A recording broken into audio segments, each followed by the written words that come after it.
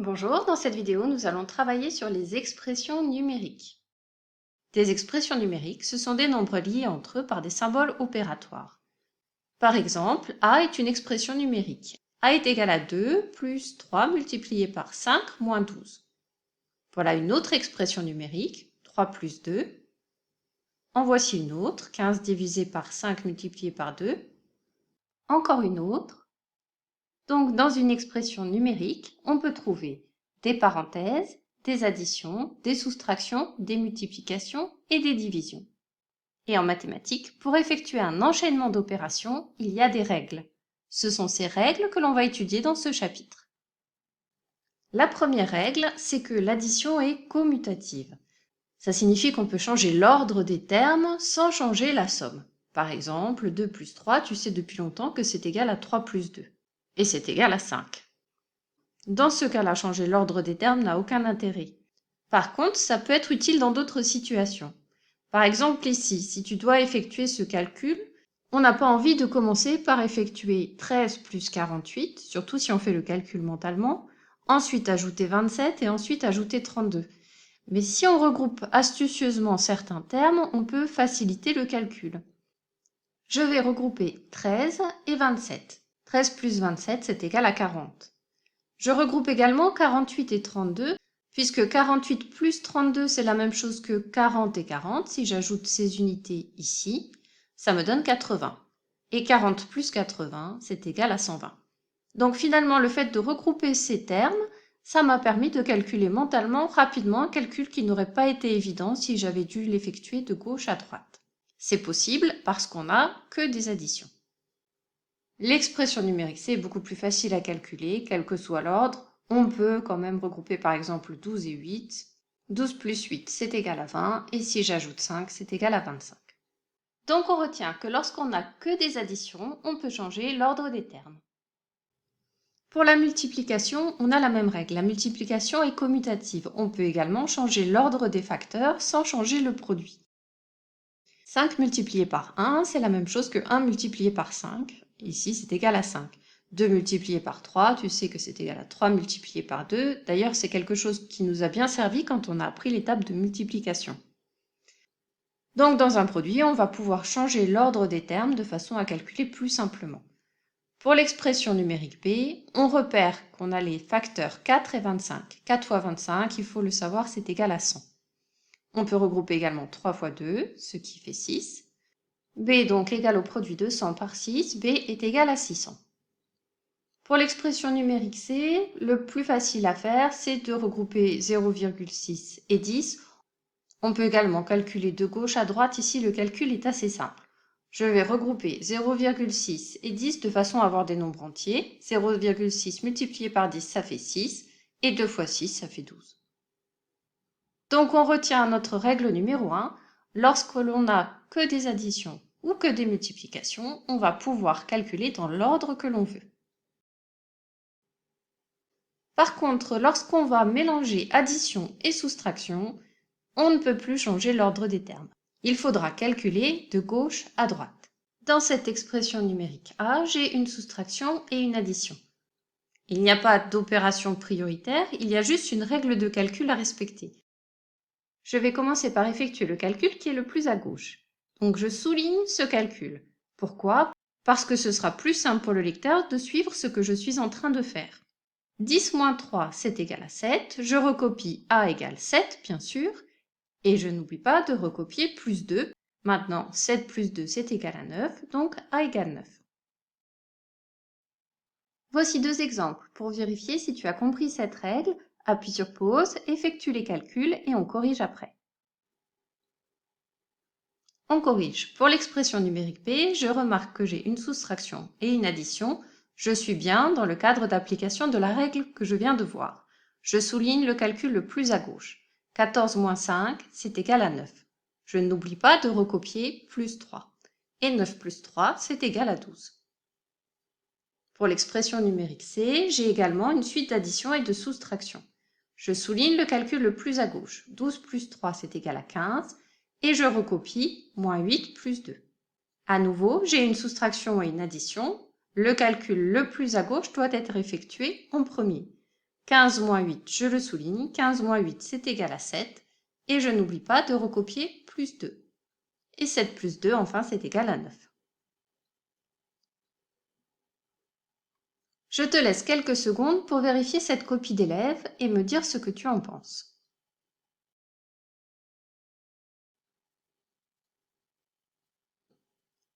La réponse est correcte, nous sommes d'accord sur ce point. Cependant, si je regarde de plus près le détail des calculs, à cette ligne-là, l'expression E est égale à 50 plus 10, donc elle est égale à 60. Alors que un peu plus bas, j'ai écrit que E est égal à 51. Donc cet élève a écrit que 60 est égal à 51. Son résultat est correct, mais au passage, il a écrit une énorme bêtise. Tout ça parce que pour sa première opération, il a effectué 54 moins 4 et il a obtenu 50. Il a bien recopié le plus 10, mais il a oublié de recopier le moins 9. C'est une erreur assez fréquente. Quand on va vite, c'est le genre de choses qu'on oublie. Donc prends le temps de relire ton calcul et de vérifier qu'à chaque ligne, tu n'as pas oublié un terme. Que se passe-t-il maintenant si dans une expression numérique, on a des multiplications et des divisions uniquement? Eh bien, c'est la même chose que pour les additions et les soustractions. Aucune des deux opérations n'est prioritaire. On doit donc effectuer le calcul de gauche à droite. Voilà une expression numérique dans laquelle j'ai une division et une multiplication. Je dois donc commencer par effectuer le calcul le plus à gauche. Je le souligne. 12 divisé par 2, c'est égal à 6. Et je n'oublie pas de recopier multiplié par 5. 6 multiplié par 5, c'est égal à 30. Voilà deux exemples pour vérifier si tu as compris. Appuie sur pause, fais-les de ton côté et on corrige ensemble après. On corrige. Dans l'expression numérique B, j'ai une multiplication et une division. Je vais donc effectuer le calcul de gauche à droite. Je souligne 6 multiplié par 5. 6 multiplié par 5, c'est égal à 30. Je recopie divisé par 3. 30 divisé par 3, c'est égal à 10. Dans l'expression numérique C, j'ai des multiplications et des divisions. Je vais donc également calculer de gauche à droite. 3 multiplié par 10, c'est égal à 30. Et je recopie divisé par 15 multiplié par 2. J'ai à nouveau une division et une multiplication. Je suis obligée de calculer de gauche à droite. 30 divisé par 15, c'est égal à 2. Et 2 multiplié par 2, c'est égal à 4. Je te mets en garde sur une erreur que tu aurais pu faire si tu ne connaissais pas cette règle. Ici, dans ce calcul, c'est tentant de calculer 3 fois 10, 30, 15 fois 2, 30, et de faire 30 divisé par 30 égale 1. Donc le résultat est faux et ce n'est pas du tout surprenant puisque la méthode est incorrecte. J'ai effectué en premier les deux multiplications comme si elles étaient prioritaires sur la division. Ce n'est pas le cas et ce serait aussi faux de commencer par la division. La division non plus n'est pas prioritaire sur la multiplication. Lorsque dans un calcul j'ai multiplication et division, j'effectue les calculs de gauche à droite. Que se passe-t-il maintenant si on mélange les 4 opérations, toujours sans parenthèse? Eh bien, là, ce sont les multiplications et les divisions qui sont prioritaires sur les additions et les soustractions.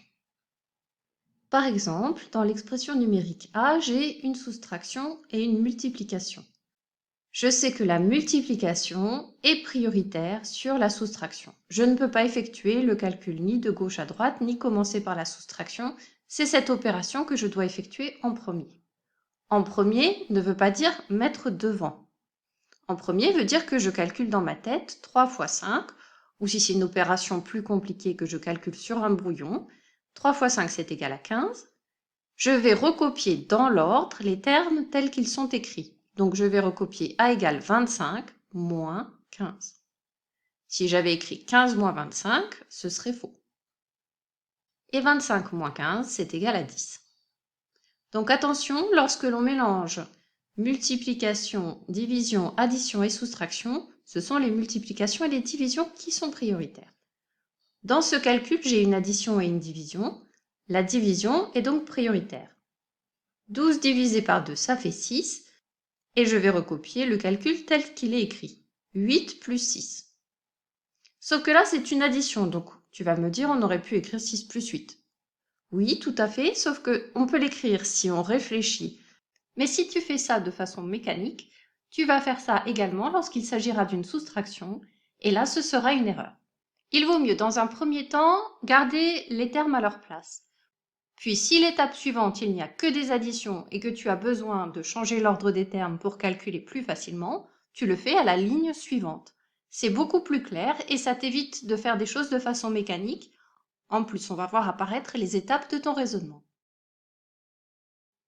Donc revenons à ce calcul, 8 plus 6 est égal à 14. Deux exemples pour vérifier si tu as compris. Appuie sur pause, effectue ces calculs et on corrige après. Dans l'expression numérique C, j'ai une addition et une multiplication. La multiplication est prioritaire, je la souligne. 5 multiplié par 2, c'est égal à 10. Je recopie, c'est égal 9 plus 10 et 9 plus 10 est égal à 19. Dans l'expression numérique D, j'ai une soustraction et une division. La division est prioritaire. 15 divisé par 3, c'est égal à 5. Je recopie, et là c'est très important, D égale 20 moins 5. D est donc égal à 15. Il nous reste à voir maintenant le cas où dans l'expression numérique, il y a des parenthèses. Eh bien, dans ce cas, les parenthèses sont prioritaires sur la multiplication et les divisions. On a donc dans l'ordre les parenthèses, multiplication et division ensuite, et addition et soustraction pour finir. Voilà un exemple, j'ai une multiplication, une addition et des parenthèses. Je commence par le calcul entre parenthèses, quel que soit ce calcul, même si c'est une addition et que l'addition n'est pas prioritaire sur la multiplication, ce sont les parenthèses qui l'emportent. 8 plus 2, c'est égal à 10. Je recopie A égale 5 fois 10, et 5 fois 10, c'est égal à 50. Voilà un deuxième exemple. P est égal à 12, moins, entre parenthèses, 8 plus 3. Addition et soustraction, si je n'avais pas de parenthèse, j'effectuerai le calcul de gauche à droite. Je calculerai donc 12 moins 8. Mais j'ai des parenthèses. Les parenthèses sont prioritaires, je vais donc commencer par effectuer cette addition. 8 plus 3, c'est égal à 11. Je recopie B égale 12 moins 11. 12 moins 11, c'est égal à 1. Deux exemples pour t'entraîner. Appuie sur pause, on corrige après. Dans l'expression numérique C, j'ai une addition, une multiplication et des parenthèses. Les parenthèses sont prioritaires. Je vais donc commencer par effectuer ce calcul. 8 moins 4, c'est égal à 4. À la ligne suivante, je vais remplacer uniquement ce calcul entre parenthèses par 4. Je recopie tout le reste tel qu'il est. C'est égal 4 plus 2 multiplié par 4 que je viens de remplacer. Je regarde les opérations que j'ai maintenant dans mon calcul. Une addition, une multiplication.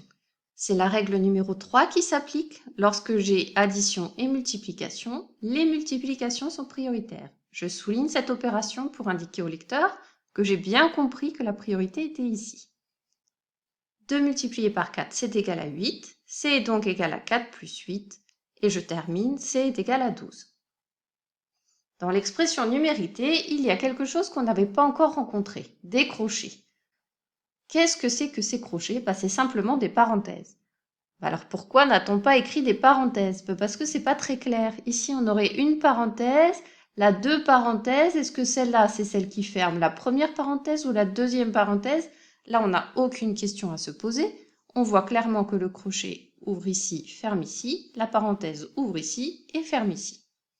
Donc ce sont des parenthèses. Donc on a deux parenthèses et en plus elles sont emboîtées.